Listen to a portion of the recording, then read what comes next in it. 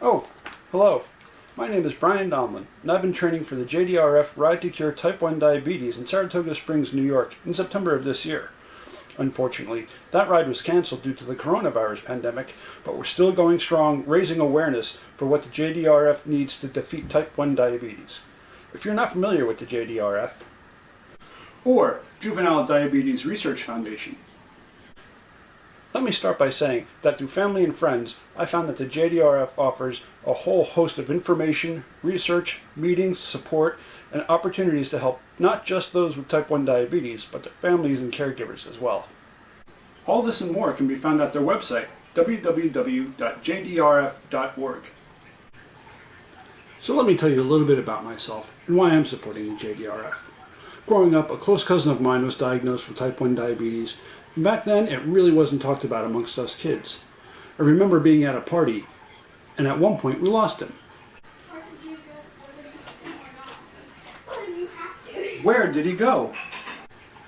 We all split up looking for him, and I found him in his living room getting ready to take on some insulin. I don't know if he was embarrassed or nervous, but he asked me what I was doing. Hey Bri, what you doing? So I ignored his question and asked, "Doesn't that hurt?"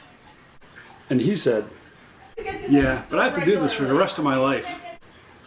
And with that, he gave himself a shot, cleaned up, and we went back outside to play. I really didn't think much of it because he was so used to it. We just had fun with our other cousins, and everything went back to normal. Fast forward a few years to 6th grade, and my teacher who told us she had diabetes.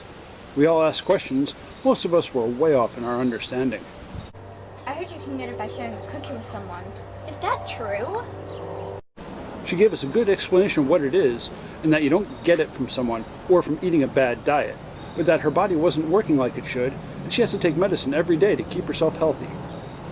That was another piece of the puzzle for my young mind to comprehend. Aha! First, when you have it for life. Second, you don't get it from anywhere. Your body just stops working correctly. Fast forward another few years, and I find myself working in one of the busier pharmacies in town. I got to know a lot of people with type 1 diabetes, both young and old.